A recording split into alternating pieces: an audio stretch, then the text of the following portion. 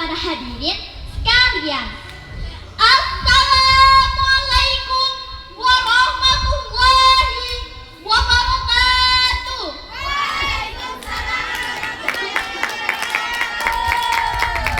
Alhamdulillah, alhamdulillahirabbil alamin wa bihi nasta'in wa ala umuri dunya waddin. Wassalatu wassalamu ala asrofil anbiya'i wal mursalin wa ala alihi wa sahbihi ajmain. Amma yang terhormat pengasuh Pondok Pesantren Sultan Syarif Kasim dan yang saya hormati Bapak dan Ibu Dewan Juri dan Mbak-mbak ketua pondok dan teman-teman yang saya sayangi. Perkenalkan, nama saya Asket Wahdini. Saya dari MI Ummul Qura Mungadaya. Pada kesempatan kali ini, saya akan bercerita yang berjudul Perjuangan Nabi Nuh alaihi salam. Sebelum dimulai, saya mau tanya nih, di sini ada yang tahu tidak kisahnya Nabi Nuh? Sepertinya tidak ya. Yaudah, simak ceritanya baik-baik ya. Jadi, begini ceritanya. Setelah Nabi Idris wafat, sedikit demi sedikit iman masyarakat mulai goyah dan mereka mulai menyembah berhala. Mereka mulai senang membuat berhala dan menyembah berhala-berhala tersebut. Allah tidak akan membiarkan umat manusia itu jalan kesesatan. Maka Allah mengutus Nabi Idris.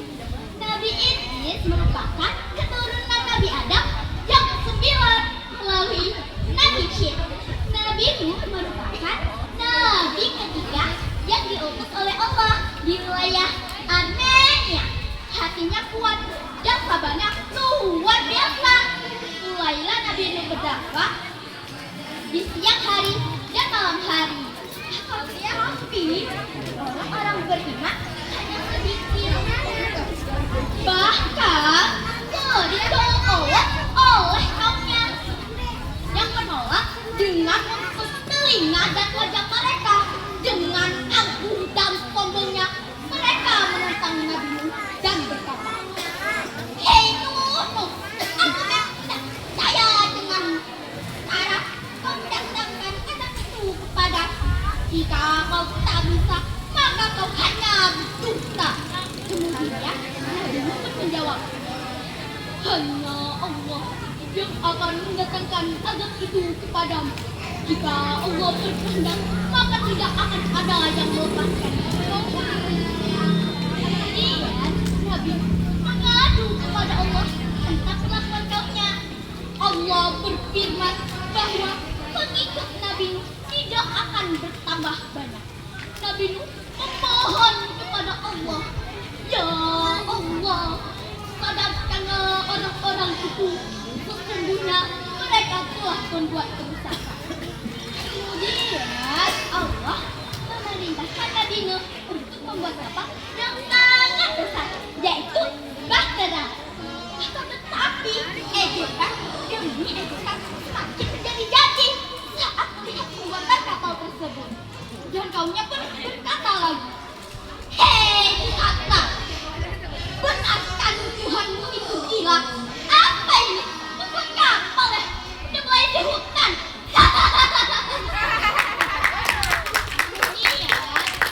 Menjawab, "Sesungguhnya akan datang air bah yang akan menggelamkan bumi beserta isinya. Dan yang bernyawa di bawah langit akan mati binasa.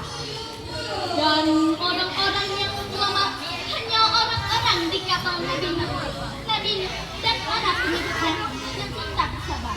Kemudian Allah memerintahkan Nabi Nuh untuk membuka hewan masak-masak dan sandal betina untuk dimasukkan di dalam kapal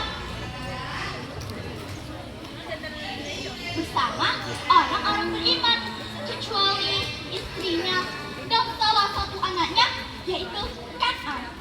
Sementara itu Langit mulai menghitam, petir badai menggelegar, hujan turun sangat deras, dengan sekejap mengenangi bumi, menenggelamkan lembah-lembah serta orang-orang asing. Saat Nabi Nuh berdiri di ujung kapal, ia melihat anaknya, yaitu Kan'an, sedang mencoba menyelamatkan diri. Nabi Nuh pun berkata, "Ya bunayya arkad ma'ana."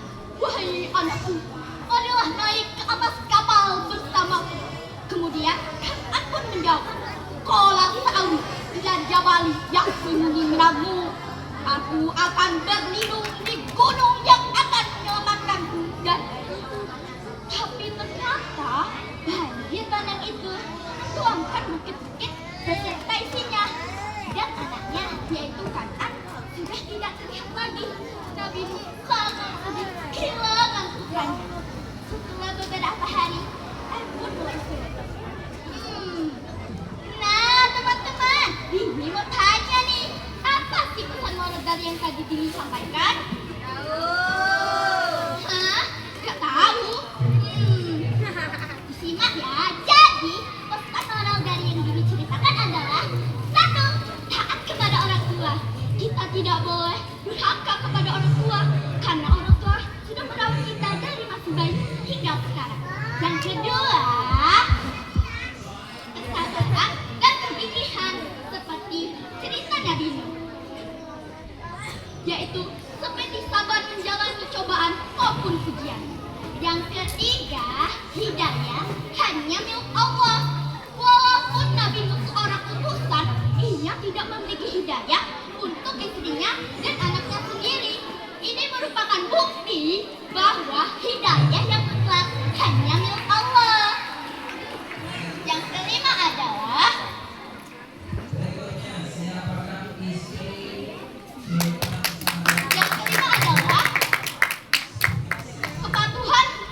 kepatuhan Nabi Nuh kepada Allah, yaitu seperti membuat buah terang yang sangat besar di tengah tanah yang kering. Ini merupakan bukti bahwa kepatuhan Nabi Nuh kepada Allah tidak ada keraguan. Sudah terasa waktu berjalan sangat cepat ya. Sebelum ini tutup, ada pantun lagi nih teman-teman. Yaudah, jadi ini bunga mekar di perbukitan.